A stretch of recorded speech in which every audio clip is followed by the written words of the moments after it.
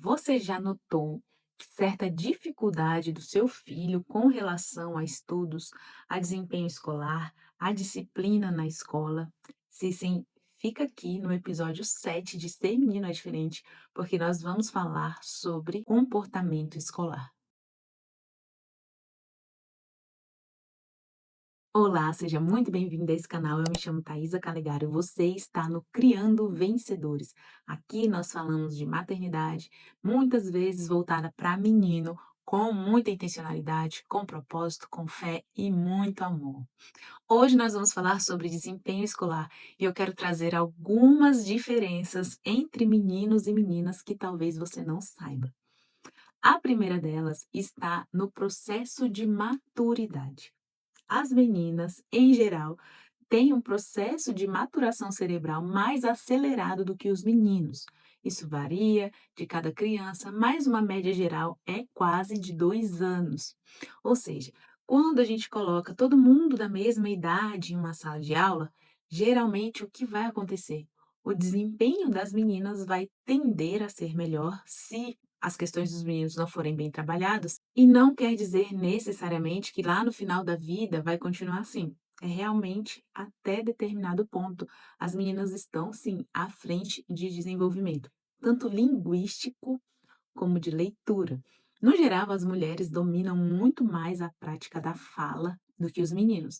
Então, elas já têm muito mais facilidades com apresentações, com trabalhos em grupo e etc. E isso também facilita alguns outros pontos, como coordenação motora fina, a letra. Você vai ver, na grande maioria das vezes, se você for comparar a letra de uma menina com a letra de um menino, o do menino vai ser mais feinha, mais difícil de ler.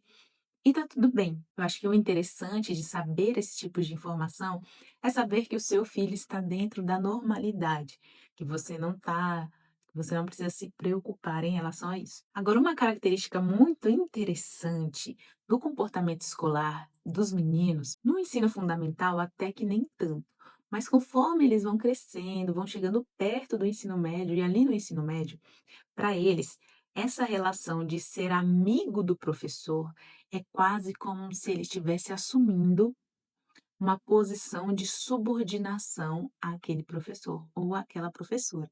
Então, é incomum que você veja os meninos sendo amigos dos professores. Quando isso acontece, ou é porque o menino está muito bem trabalhado, ou é porque o professor tem um estilo bem diferente da maioria dos outros professores. Se você parar para se recordar lá no seu ensino médio, né, lembrar de como os meninos eram ali dentro das salas de aula, você vai ver realmente pouquíssimos eram amigos e tratavam muito bem os professores. Esse papel já estava mais conosco, com as meninas, né? E aí para eles, inclusive, essa coisa de ficar pedindo permissão, de ficar tirando dúvidas, faz com que entre a hierarquia masculina, que pra gente muitas vezes é difícil de entender, mas faz com que entre a hierarquia ali dos amigos, aos olhos uns dos outros, seja mal visto, seja visto como puxa-saco ou amiguinho do professor.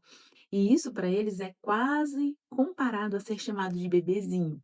Não tem que para os meninos, desde muito novo, se você fala assim: "Ai, ai, é um bebezinho, ai, é um neném", ele já, tipo, acha o cúmulo: "Não, não sou bebê". É um dos piores xingamentos para ele. Então, mais ou menos isso que ele sente quando ele tem essa relação muito próxima com o professor, ou até mesmo quando ele busca os professores por conta de alguma coisa que eles não conseguiram fazer. Então, a probabilidade de uma menina buscar auxílio quando ela não entendeu uma matéria é muito maior do que o menino buscar auxílio quando não entendeu uma matéria.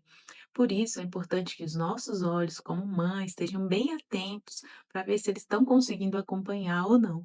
E dar um suporte quando for necessário. Outro ponto bem interessante é como os meninos se saem nos trabalhos em grupo. Geralmente não tende a funcionar bem para os meninos. Por quê? Justamente essa questão de não querer ser visto como um puxa-saco, os meninos não vão se concentrar em retomar o assunto do trabalho caso eles se dispersem. Então, eu acho que nesse caso, o exemplo de menina versus meninos vai ficar mais fácil de entender. Se você está num grupo de meninas fazendo um trabalho e de repente surge um outro assunto, alguma rapidamente fala: "Gente, não vamos perder o foco, a gente está aqui para resolver isso, vamos fazer esse trabalho", ok. E tá tudo bem, para as meninas, ótimo. Nos meninos, se acontecer exatamente a mesma coisa, gente, não vamos perder o foco. A gente está aqui para fazer o trabalho da escola. O que vai acontecer? Na hora os outros vão repetir. A gente está aqui para fazer o trabalho da escola. Ó, o amiguinho do professor, puxa saco. Ai, gente. Ai, tem hora que nem eu acredito com certas coisas que vem aí do masculino, mas é exatamente assim. Tanto é que mesmo na vida adulta, o comportamento dos homens, ele é diferente quando ele está em meio a outros homens. É muito interessante de ver e de estudar e de ver pesquisas e resultados de como o comportamento deles mudam quando eles estão em grupo e quando eles não estão em grupo. Se a intenção é estudar, se a intenção é fazer um trabalho, os grupos não funcionam muito bem para os meninos. Outro ponto que eu não posso deixar de citar aqui para vocês é o fato dos meninos terem uma ligação com o físico muito grande. Para eles, é sim uma grande prova ter que ficar sentado por horas a fio, simplesmente prestando atenção numa aula. O corpo deles precisa e quer movimento. Inclusive, eu me arrisco a dizer que as meninas vão tão melhor na escola justamente porque o sistema educacional favorece o aprendizado feminino, porque para nós é muito mais fácil ficar sentada, quietinha, assistindo uma aula. Aquilo não traz inquietude. Já para os meninos, não. Inclusive, nas escolas que são divididas por gênero, aqui no Brasil não é tão comum, mas tem bastante nos Estados Unidos, escolas masculinas, escolas para meninos e escolas para meninas. Nas escolas para meninos, o intervalo entre as aulas é muito mais frequente, porque isso favorece o ensino o aprendizado do menino. Então, ele tem ali um período de 45 minutos. Intervalo, movimento. Opa, 45 de novo, intervalo, movimento.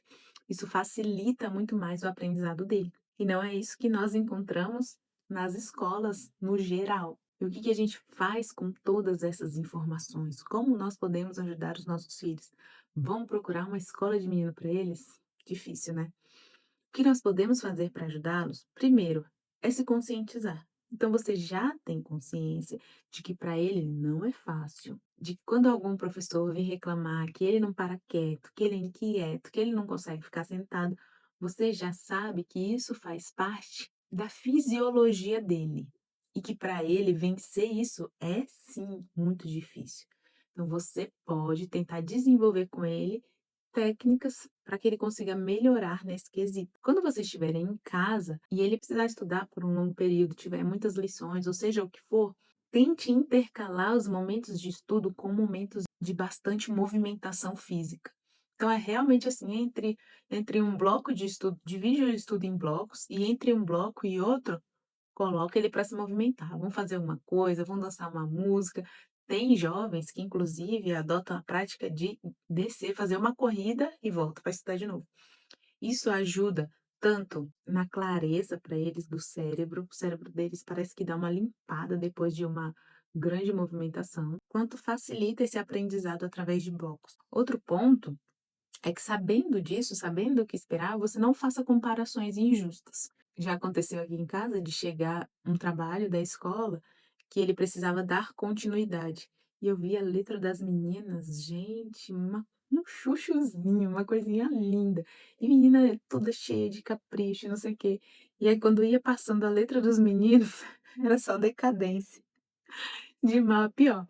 Só que quando você compara os meninos com os meninos da mesma idade, tá todo mundo na mesma média. Só que quando eu comparava as letras dos meninos com as meninas, meu Deus, parecia muito discrepante. Mas tendo esse conhecimento, você fala o quê? Não, eu entendo por que isso acontece. Então quer dizer que lá no final da vida, né, lá na formatura deles, eles vão ter tanta diferença assim na caligrafia? Se você não insistir no treinamento, vão. Agora, se treinar, não vão ter o mesmo, porque as maiores diferenças entre meninos e meninas estão durante a infância. E aí, conforme eles vão amadurecendo, essas diferenças vão diminuindo até que chega a maturação cerebral completa. E quando eles alcançam essa fase, não tem grandes diferenças entre o cérebro do homem e da mulher. Continua tendo algumas, mas não tantas quantas durante a infância. Agora eu queria saber de você. Você já tinha percebido alguma dessas características que eu trouxe aqui? Ou você já recebeu essa reclamação da escola que ele não consegue ficar quieto na cadeira para aprender?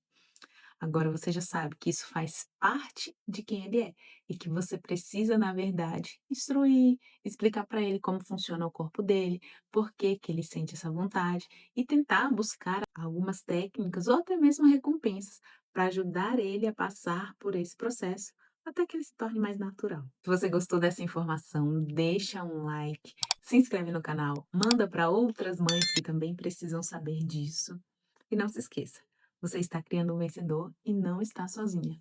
Logo mais tem episódio novo sobre as diferenças de ser menino.